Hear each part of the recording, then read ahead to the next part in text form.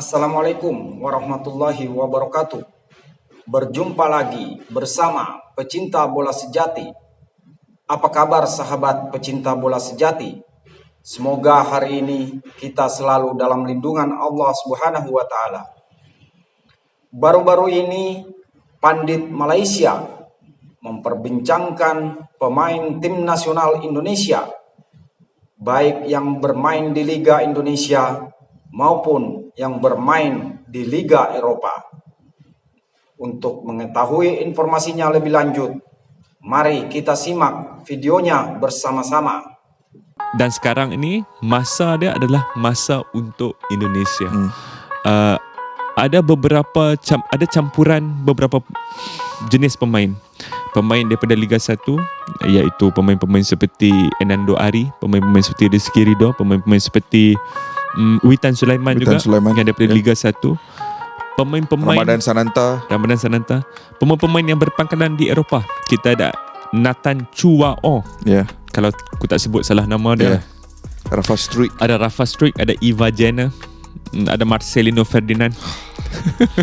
What a player. Marcelino Ferdinand.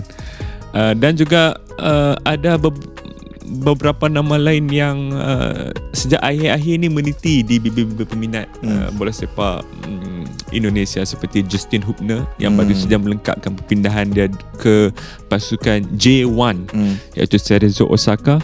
Jadi blend ni adalah blend pemain-pemain Shin Tae-yong. Kalau kita tengok kalau pemain-pemain ni ada label dia kita tengok kat label tu, player Shin Tae-yong, sebab dia orang dah tahu cara permainan, dia dah tahu apa yang dituntut oleh Shin Tae-yong, dan dah tahu apa yang dituntut oleh rakan sepasukan mereka sendiri.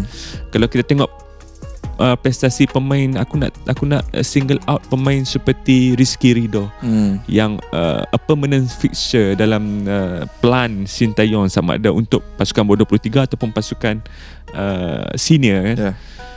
Level dia dah lain, Kish. Level dia dah memang level seorang centre back kebangsaan yang boleh bersaing di peringkat antarabangsa. Juga kita ada surprise packages daripada pasukan Indonesia ini. Pemain-pemain seperti Hoki Caraka, pemain seperti Komang yang sudah menjadikan gol. Aku ada berdiskusi dengan seorang peminat daripada Indonesia. Aku tanya dia, siapa pemain Komang ni? Aku first time tengok, dan dia sentiasa berada di tempat yang betul, di ketika yang betul untuk melakukan percubaan. Walaupun dia seorang pemain pertahanan kan. Aku rasa bila kita sekalikan ataupun gabungkan, campur adukkan elemen-elemen yang aku sebut ni, dapatlah kita satu pasukan Indonesia yang sangat garang dan berwibawa di pentas Asia, Kish. Bila aku tengok pasukan Indonesia dan corak permainan mereka, kau tahu mereka mengingatkan aku kepada siapa? Siapa? Pasukan Atalanta Gasperini 3 tahun lepas. Yang ada Papu Gomez, Josip Ilicic.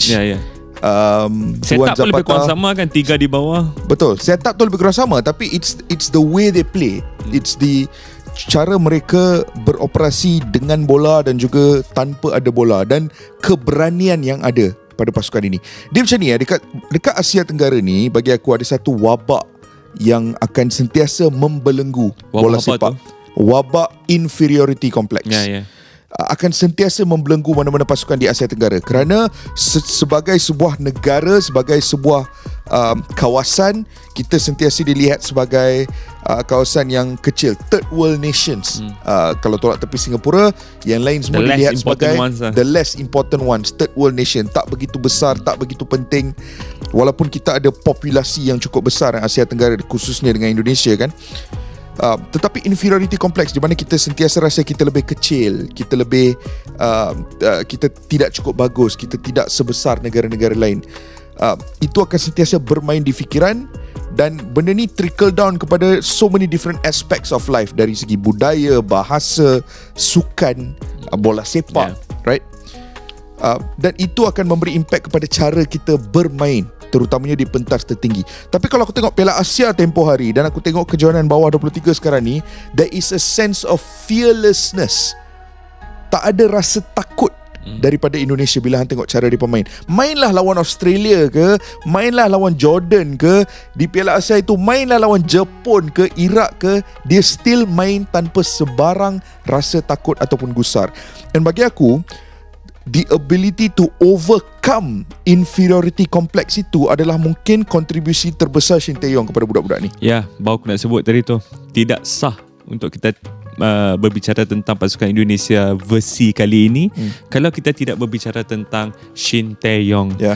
Dalam ketika Indonesia sedang meniti sebuah perjalanan yang luar biasa, dia kata ni, Erick Thohir sebagai ketua umum PSSI sudah pun melakukan rundingan dengan Shin Tae-yong yang menyaksikan beliau akan kekal sebagai ketua jurulatih pasukan timnas Indonesia sehingga tahun 2027. Dan sekiranya itu terjadi, beliau akan menjadi pelatih timnas terlama yang memegang jawatan tersebut.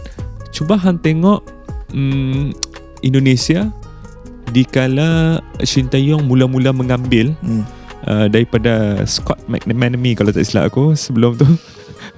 Anda masih ingat dengan nama tersebut? Dan bandingkan dengan Indonesia sekarang. Jauh. Semalam aku dah tengok satu diskusi di cable television Indonesia lah. Dia punya moderator tu Hotman Paris, seorang host dan seorang lawyer terkenal di Indonesia. Ada beberapa panel. Entah apa yang mereka cakapkan, mereka bincangkan. Ada yang pro dengan keputusan tersebut, ada yang kontra dengan keputusan tersebut lah. Yang pro dengan keputusan memperpanjang kontrak Shin Tae-yong ni cakap, oh, this is the perfect situation for us kan. Dia ada dynamic dia dengan Presiden Federation dan is for the greater good. Sekarang ni sangat positif. The public notion is positive, result is positive. You can see the work of Shin Tae-yong. Ada juga yang cakap Shin Tae-yong ni hanya hebat kalau dia disuap oleh Erick Thohir. Bukankah itu yang perlu? Itu yang kita mahukan. Itu yang kita ketagihkan. Itu yang kita ketagihkan. Semua kita negara mahukan dinamik yang betul, sangat baik di antara presiden dan ketua umum dan juga dengan ketua jurulatih pasukan kebangsaan. Dan Indonesia ada perkara tu sekarang. Ya. Adakah kita boleh kata perkara yang sama tentang Malaysia? Saya tak nak berbicara tentang Malaysia sekarang. Saya nak kekal di topik Indonesia. Kerana saya just nak give flowers. Saya nak memberikan bunga. Kepada pemain kegemaran saya di Asia Tenggara pada ketika ini. Siapa? Marcelinho Ferdinand. Tak boleh lah Faiz. Dia ada swagger. Dia ada swagger, dia ada fearlessness, dia ada body language dia di atas padang, gerak-geri, lenggok badan dia, cara dia memegang bola, cara dia hold bola, cara dia mengambil penalti. Cara dia mengambil penalti. He is such a cool character. Dia kadang-kadang bila tengok pemain bola sepak ni, kadang-kadang they are really good players tapi tak semestinya sedap untuk dipandang mata. Ya. Sometimes you can watch the best players in the world, tapi kadang-kadang tak semestinya mereka sedap untuk dipandang dengan mata kasar. Tapi Marcelinho Ferdinand sedap sangat kau nak tengok dia main. It's very appealing to the naked eye. Easy on the eye. Easy on the eye kalau bak kata dalam bahasa Inggeris kan. And it's setiap kali aku tengok dia, aku akan dapat satu atau dua atau tiga extra bits about him yang akan mula suka. Dan dia adalah pemain yang tengah betul-betul set the tone for this generation of Indonesian footballers, yang tengah betul-betul set the tone. And aku rasa Marcelinho Ferdinand plays an important role dalam pasukan. Bukan dari segi permainan sahaja, tapi dari segi hang bayang sekarang ni hang ada squad yang mana ada pemain-pemain naturalisasi dan warisan, dan kemudiannya ada pemain-pemain yang berpangkalan di liga domestik. Kadang-kadang untuk hang melangsungkan perkahwinan antara dua komuniti ini bukan sesuatu yang mudah. Tapi kalau hang ada pemain tempatan, pemain yang lahir membesar dengan budaya Indonesia melalui sistem bola sepak di Indonesia, yang kemudiannya sedang beraksi di Eropah, dia